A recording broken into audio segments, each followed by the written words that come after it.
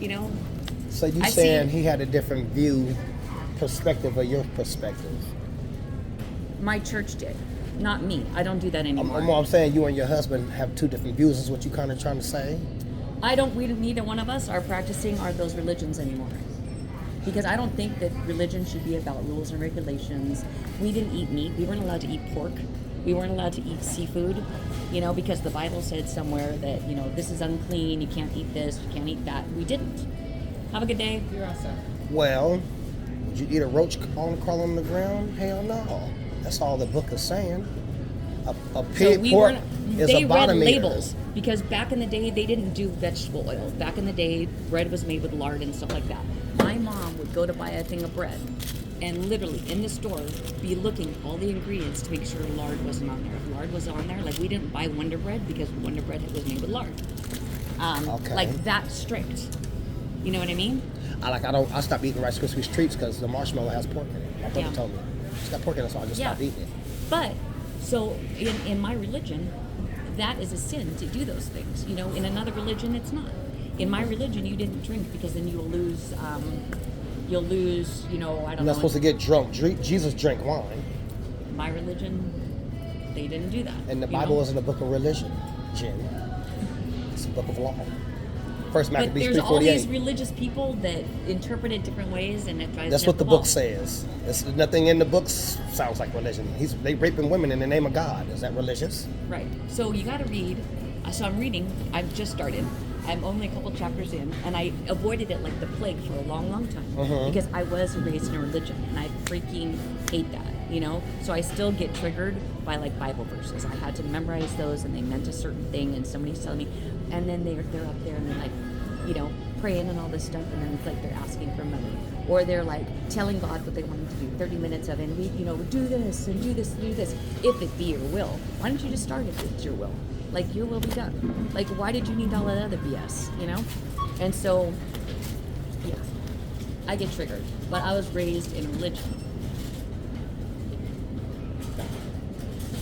So you don't agree with the pig eating stuff and the seafood you had brought up, like octopus? You're not supposed to eat octopus, lobster, catfish, bottom eater foods. I don't shrimp. I don't You care don't for agree them with because that? I wasn't raised on that. That don't make well. I don't I'm saying, do think you don't agree with it? Does that make I- sense to okay, you? so I have a loving higher power now that accepts me exactly where I am and where I've been. Mhm. Okay, because I've lived 3 different lives. Okay, I lived the first life, and then I lived a crazy life, and now I'm living this life. And I don't think that I'm being judged. You know, I think that I need to do exactly what I needed to do. Just like if you just go blindly like a sheep, and you don't have any bumps in your road, like. I think that's how like the devil got thrown out in the first place. You know, like we have free will for a reason. If we weren't supposed to do the things that we're doing, then why did he give us free will? Like that, I think it's his way of letting us be like, hey, I would rather live this life because this is an easier, softer life than living this ugly life because that's your own private hell. It's hell on earth when you live like that. You know, When you live like what? when you live a crazy life. All right. Have a good day. You mean not So by I was raised in structure? a religion, and I was like, F that. Okay. Mhm. So I went crazy for 17 years, you know. What made you so against it? What was the feeling to say I want to be against this? It never felt right. It just never felt right. The clean eating and stuff. Which would be I more hated specific? everything. Everything was the same, right? So, okay. So,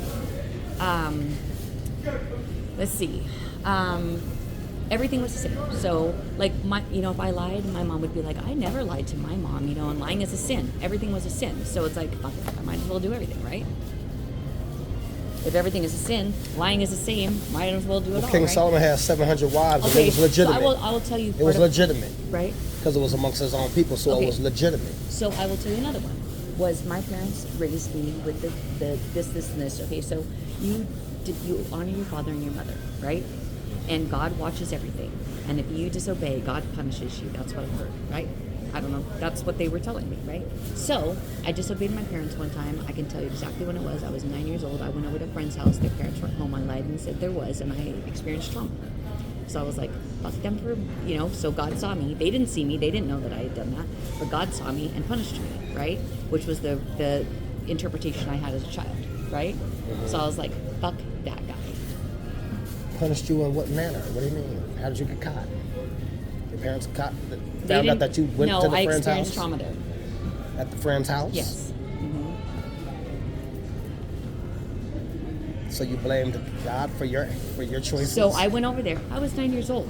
Mhm. And I heard if you disobey your parents, God will punish you, right? Okay. So my parents didn't catch me, but God did. And I believed at 9 years old, from the things that I had heard and from my limited perspective, that God punished me for disobeying my parents. I deserved that trauma because I disobeyed my parents. And I went over to my friend's house and my parents were home and I lied to my parents. So God watched me and punished me. And I can tell you exactly the day when I lost my faith and I was like, F that guy. F that mean, punishing guy. And I don't serve that guy anymore. I have a loving higher power that loves me no matter where I'm at. Okay. Because everybody's got a perspective. Like, you're coming from your perspective and from your background and from your experience and everything. I'm coming from mine. So no two people are going to interpret anything exactly the same. Because I don't know what you've been through. You don't know what I've been through. You know? Well, what more so I would want to say to you was that it's not so much of my background in my life, but what I've listened to the book of Joshua, and what I'm listening to sounds like reality. Right. So what I'm listening to sounds like reality. And then the book sounds like reality. So when I read the book, and I'm like, okay, this sounds like reality. I don't see how it's not really that hard to believe. Like my cousin called me this morning. See, I don't believe in a higher power that's punishing the day I was born and cursing this and this and this and this, you know. Whoever heard that, whoever wrote that, that's not what God said, you know? Like, I don't think that he wants people to be punished. I don't think he curses the day we were born. Or maybe that he's saying, you know, like you're into this life and you have to deal with this stuff. Why would you? Why would you want a punishing God? Why? I don't like that. I wouldn't want a punishing God, but when I'm not saying that's what I want, I'm saying that's the reality that we live in. Okay, well, my God loves me no matter what I do. With my bumps and bruises, with my lies, with my eating pork, whatever, my God loves me. Okay, I can't take that from you. No. And you can't what I'm change my trying to mind, say to because you you've shown me that a couple times, and I don't believe that. is that I come from a race of people who ain't never had human rights. So why would I not say it as a cursed world? Now we was born naked, but we got clothes on. So now it's a cursed world. We ain't running around like a cat and a dog coming here butt naked. We supposed to be naked. That's in the Bible. Once we put the clothes on, that was cursed. Somebody might come in here and rob the store right now. I got Life it. Don't is worry. war. Life is war. I just look like a nice guy. I'm not really. I'll get him. I'll tackle him. Life is war. I got somebody stealing my identity. I got somebody taking a Bible and then painting it all white. So life is war. This is a cursed world. But I feel like you know, for me, and I know you're not, but that's what it feels like because I was raised in religion. It feels like you're taking the Bible and thumping me. Like, look, thunk. You know what I mean? You know what I mean? Like, I just don't. That's how I talk. That's kind of how I put it out there, because I try to make it. I try to share the truth with people ever since I was a child. When I was a child in the early '90s, Michael Jordan was playing basketball. I don't really care for him because he don't never speak out. But anyways, and then Bo Jackson was popular. He was on the back of my cards. But then all of a sudden Babe Ruth came out and they talking about he pointed at the fence and hit the most home runs, not knowing it was all a lie. Hank Aaron beat his record in the 70s. They never made a movie of Hank Aaron. So, and then when I picked up my cereal, it's white. I pick up my oatmeal, somebody white, and it's always been like, why is this world white? So, and then because life is war. This is your kingdom. So every superhero was white. Superman, Batman, Spider-Man. This is your kingdom. That's what the Bible's about. So when I read that, it makes sense because this is the reality I'm living in. You living in their world. That's why the world fits their perspective, because this is their world. That's what the Bible's trying to say. We lost our kingdom. Why? The gangbanging I just showed you. And the little boy stuff, I was walking around and a white boy called me a boy because I had a flag burning on my shirt, on my back. And when he had said that, I said, yeah, we do act like boys. That's why we slaves. So I didn't take it as a derogatory. Yeah, that's the truth. I got a friend right now. I didn't know. I'm 40 years old. I didn't know when he was a teenager.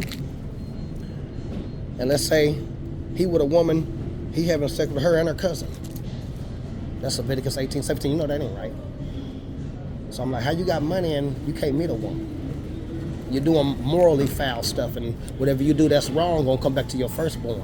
And it all makes too much sense. I had a white dude in his 80s on my YouTube page who walks up and and explains to me what I'm trying to explain to you. He said, you know, we all live by these laws and stuff like that. And I was gonna show you another white lady, and I felt like when I showed the white lady the Christmas scripture, I said, why black people don't got this same reaction? We should be saying what she's saying. She pulled her phone around and said, hey, it's all vain. I said, black people don't do that. I'm gonna have to tell my kids we can't do this no more. So, and I try to tell black people, white people beating y'all with class. Y'all ain't got no class. You haven't seen my family. Y'all ain't got no class, so I have a brother still living at home with that alone beat you. So